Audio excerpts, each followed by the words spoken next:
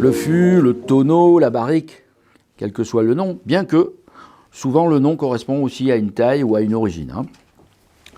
C'est un récipient en bois qui est d'origine celtique et qui a longtemps servi au transport des marchandises, principalement alimentaires, et des liquides, et qui très rapidement, comment dirais-je, a remplacé tout ce qui existait, notamment à l'époque romaine, a remplacé les amphores et tous les récipients qui pouvaient se casser. L'avantage du tonneau, même quand il est très gros, c'est qu'on peut le déplacer parce qu'il roule.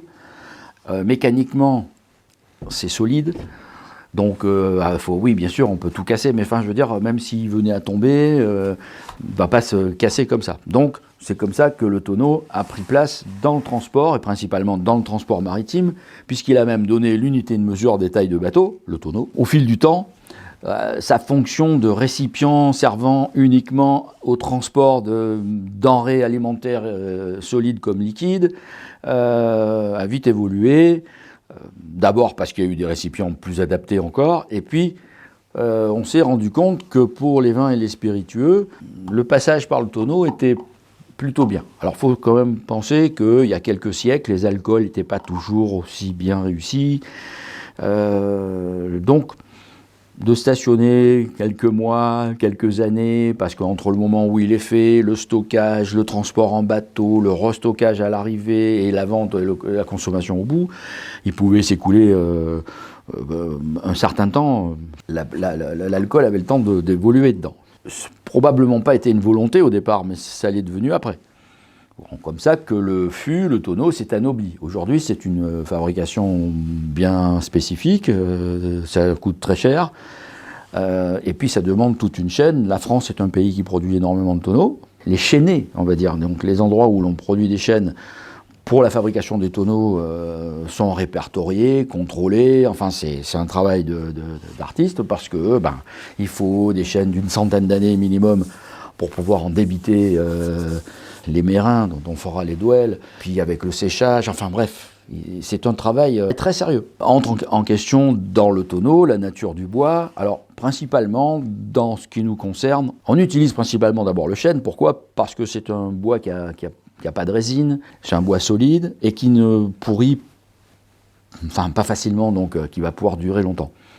Voilà pourquoi on utilise le chêne. Dans les innombrables variétés de chêne qu'il existe, il y en a quelques-uns qui sont couramment utilisés. Donc on a ce qu'on appelle vulgairement le chêne français, où il y a deux variétés, et le chêne américain, où également il y a deux variétés. Le fût implique aussi la nature des sols, donc la région. L'arbre, c'est une plante dont on tire le bois, et en fonction de la zone où il est, le bois aura des caractéristiques que le fabricant de tonneaux connaît et veut exploiter, et ça sera plutôt fait pour du vin, ou pour des alcools. Ils sont donc fabriqués essentiellement avec du chêne, à quelques exceptions près. Bon, il y a du châtaignier, mais le châtaignier pour le vieillissement, c'est pas bon, parce qu'il boira plus vite que vous. Mais pour le transport ou certaines manipulations, ça peut servir. Et après, au Brésil, certaines cachaças sont vieillies temporairement dans des bois locaux, exotiques. Il y en a pas mal quand même, donc comme l'Ipé, l'Umburana, et qui donnent un goût. C'est assez marqué comme goût, et ça peut être intéressant pour des accords, par rapport peut-être à de la cuisine ou des desserts, ou se servir de rhum un peu plus comme une petite boisson d'après-midi, puisqu'ils ne sont pas très très forts. Mais bon, généralement, dans la grande pratique, que ce soit pour le cognac, le whisky, le bourbon, l'armagnac, le rhum, bien sûr, c'est principalement le chêne qu'on trouve, chêne français ou américain ou espagnol un petit peu. Les tailles des fûts, ça évolue en gros, je parle pour ceux qui servent pour vraiment travailler. Ça, c'est un petit fût rigolo de décoration, même s'il est en chêne, on peut y mettre quelque chose. Ça lui est déjà arrivé, mais bon, ce ne sont pas des fûts de travail, ça. Mais le principe, la façon dont il est réalisé, c'est la même.